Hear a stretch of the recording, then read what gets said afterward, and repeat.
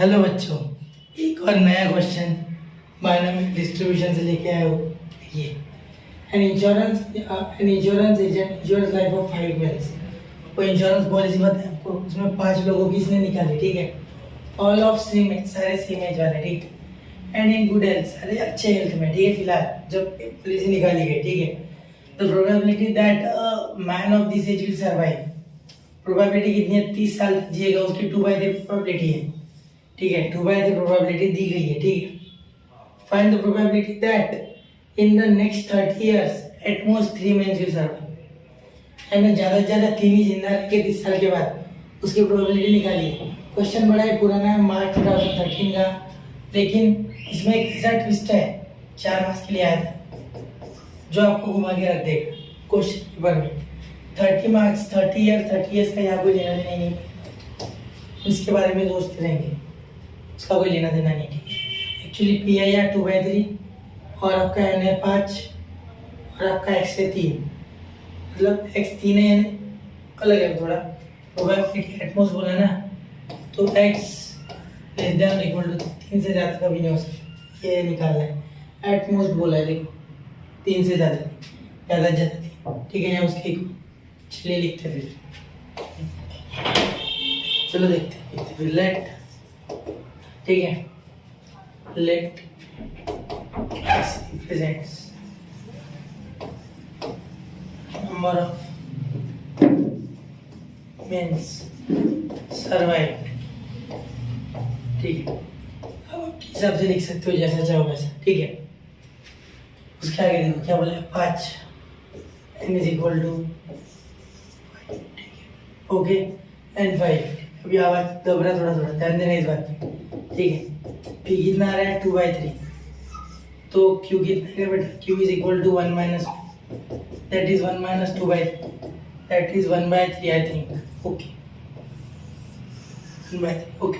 चलिए आगे चले फिर आप, ठीक है। 3 इंसान ज़्यादा से ज़्यादा 3 आदमी जी रहे, ठीक है। ये 30 ईयर का लेना देना नहीं है, पहले ही क्लियर कर दूं मैं, ठीक है। वो नंबर पे आप सोचना मत, बच्चे सोचते हैं यार, बच्चे सोचते, मैंने देखा है, ठीक है, वही गलती करते हो, बाकी कुछ नहीं होता, ठीक है। क्वेश्चन आते हैं, लोग सोचते हैं 30 का क्या यूज करें यार, सोचो मत ऐसे, जितना आता है उतना करो, ठीक है।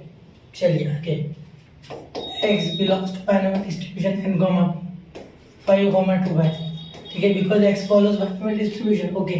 Is it clear? Okay. Formula आपको पता है, p of x is equal to x is equal to ncx p का power x q minus x, you know this formula, अच्छा, ओके। आपको क्या बोला है? At most 3 men will survive, at most 3 mens will survive, okay. इसका meaning क्या हो रहा है ना, बहुत इंपॉर्टेंट चीज़ है यार।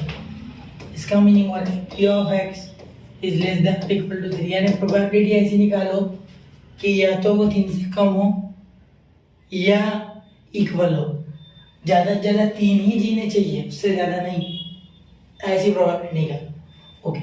इसे निकालने के दो रास्ते हैं, p of 1 p of 2 plus p of 3। अब यहाँ 3 बार निकालना पड़ रहा मुझे, बराबर।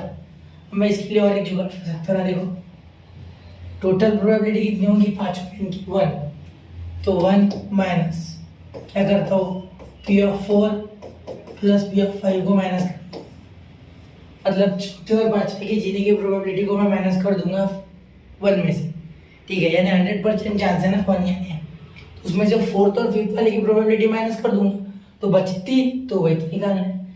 या वहाँ 3 बार निकलते या 2 बार, थोड़ा एफर्ट बच जाए, ठीक है। एफर्ट बचाने के लिए सीधा बोलो तो ये थोड़ा सा दिमाग लगा के स्मार्ट वर्क हो जाएगा, ठीक। चलिए, तो 1 माइनस एनसीआर बोल रहे हैं कितना है बेटा, हियर इज 5, ठीक है। 5c4 p का पावर 4, या p की डायरेक्ट वैल्यू लिख देता, 2/3 का पावर 4, ठीक है, इंटू 1/3 का पावर 5 माइनस 4 है ना, देखो 5 माइनस ये 4, ठीक, प्लस 5c5, ठीक है, 2/3 का पावर 5, 1/3 का पावर 5 माइनस ओके, क्योंकि एक्स भी 5 और एन भी 5, देखो एक्स ये होता है और एन तो 5 है। ठीक है, चलिए थोड़ा सा ना आवाज दीजिए, मैं साइलेंट हो रहा हूँ, थोड़ा देखना। ये एन सी 5 यानी कैसे, देखो मैंने आपको बहुत बार बताया है कि ये 5 का फैक्टोरियल लेना है।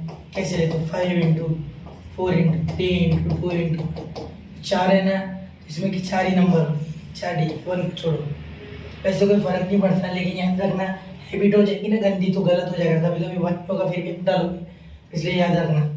और नीचे डिवाइड कर दो 4 की फैक्टोरियल, 4 इंटू 3 इंटू 2 इंटू 1 बचा 5, इसका आंसर 5 है। ठीक है, मैं आपको सिंपल फॉर्मूला बताऊँ क्या है, अगर सी एन सी माइनस 1 मिले तो हमेशा आंसर आपका एन होगा। ठीक है, तो इसलिए आंसर 5 क्या है, 5।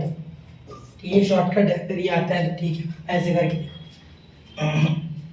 या 8 और या मेरे हिसाब से 81 है ना, नहीं 8 या 16 हो जाएगा, क्योंकि 8 तो क्यूब है, 16 और 3 का पावर 81 हो जाएगा, 3 का क्यूब 27 27 3 81। ठीक है, ये 1/3 वैसे का वैसा हो, इट इज टोटली ओके बच्चा, 5 माइनस 4 1, ये 1 होता है, देखो एन सी एन अगर रहा तो दैट इज 1 ओके, क्योंकि यहाँ क्या होगा, देखो 5 फैक्टोरियल 5 फैक्टोरियल 1, ये देखो 2 का पावर 5 दैट इज, अब यहाँ 16 है, 16 को और एक बार 2 से मल्टीप्लाई 32, 81 को और एक बार 3 से, 3 और या 24 43। ओके सर, या तो 1 का पावर 0 1/3 का पावर 0 दैट इज 1 तो यहाँ 1 लिखूंगा डायरेक्ट। ओके चलो, तो 1 माइनस यहाँ क्या करोगे आप, मल्टीप्लाई है ना, तो कट नहीं रहा है ना कुछ, तो ये 80 अपॉन ये भी 243। ओके, ये भी 243 80 16 80, ठीक है, प्लस 32 अपॉन 243। ऐसे तो मेरे बड़े जान पे आ रहा है कैलकुलेशन, ये ऊपर से गलत भी प्रॉब्लम दे। ठीक है, तो ये देखो यहाँ क्रॉस मल्टीप्लाई करेंगे, ये ऐड कर लेंगे, ये एक साथ आ जाएंगे यहाँ, तो 243 माइनस 241 में आएगा, इन दोनों का एडिशन 2 और ये 11 112। ओके 112 हो रहा है ना, थोड़ा चेक करना, ठीक है, कर तो दिया मैंने। अब ये 1 ये 11, तो ये है कि 3 और ये है 131। ओके 131 हो रहा है ना, चलिए 131 अपॉन 243, this is your p of x